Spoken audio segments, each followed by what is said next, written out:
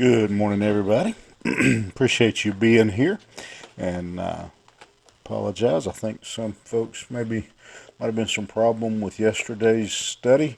Um, I hope everybody was able to see it. But we'll pick back up today in the 13th chapter, beginning in the 20th verse.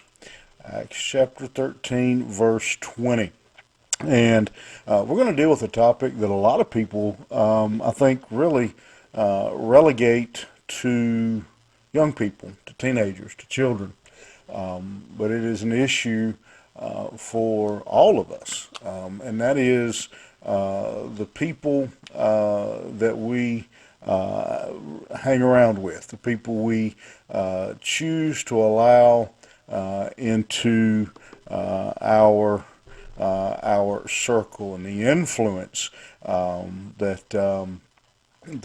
they have, and then also hopefully we consider the influence that we have on others as well. So beginning in verse 20, he says, "He that walketh with wise men shall be wise, but a companion of fools shall be destroyed." That that's a pretty blunt way of putting it that Solomon gives us. If you want to be smart, if you want to be wise, not smart but wise, if you want to be wise, you hang around with wise people. You benefit greatly from the wisdom that you can pick up from people who are wiser than you.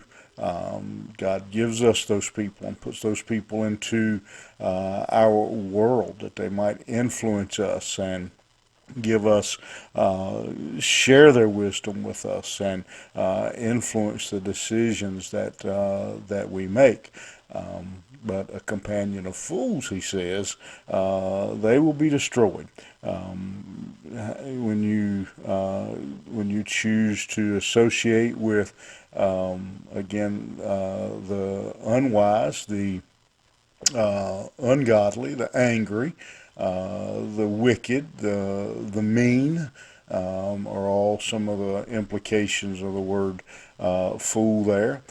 He says ultimately it brings destruction. It brings hard times when we put ourselves in that type of crowd. We put ourselves in that situation. Evil pursueth sinners, but to the righteous good shall be repaid. Again, the righteous, those who seek God, who try to live according to the wisdom of God, he said they're rewarded, they're blessed. The wicked, and what a picture! He says they're actually chased, they're pursued by evil. That gives me the impression of they just keep getting worse when you choose to live in that kind of a lifestyle.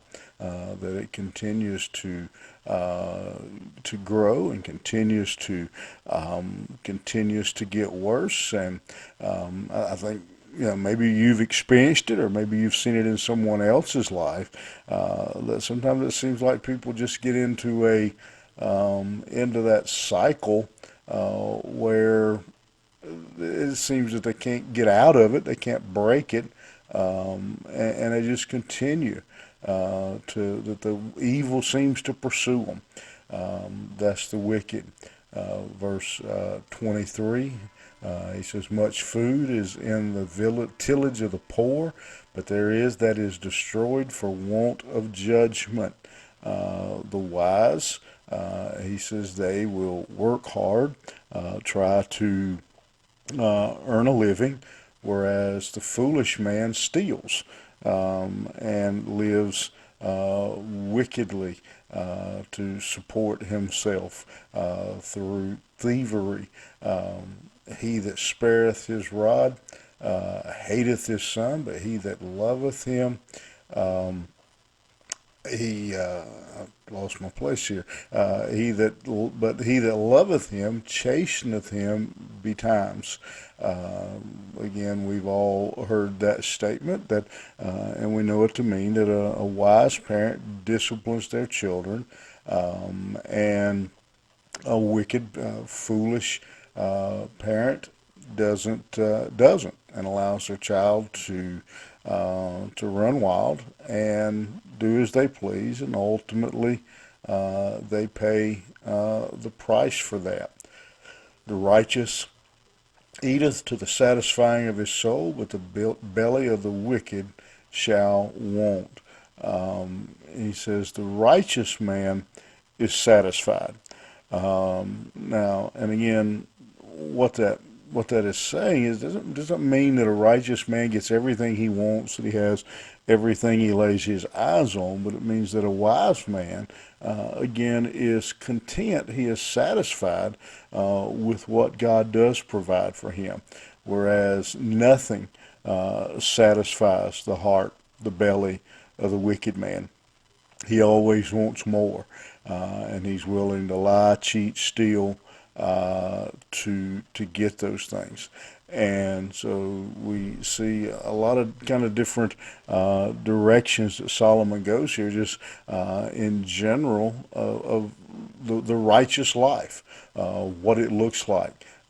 Begins again back there with in our first verse that we looked at this morning, of who we run around with, who our friends are, who we associate with, who we allow to influence our life. Goes on into our parenting.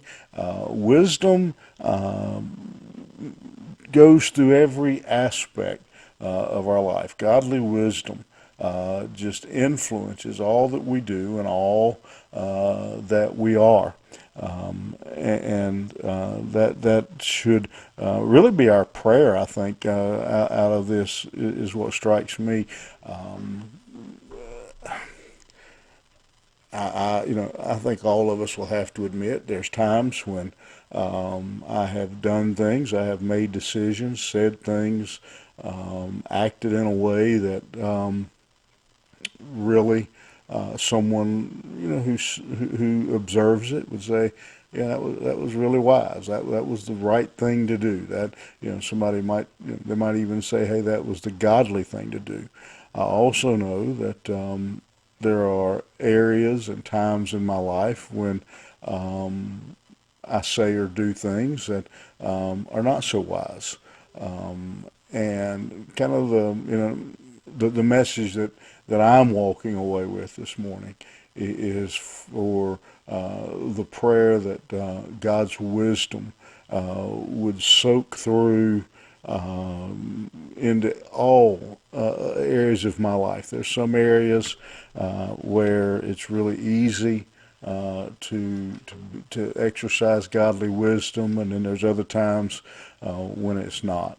But what we're learning from Solomon, I hope, as he addresses his son, is all the areas that God's wisdom should invade. Our choice of friends, our parenting skills, what satisfies us, all those things that he's talked about.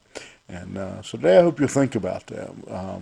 Is wisdom, is godly wisdom, really permeating through your entire being? Have a good day, and we'll see you back here tomorrow morning.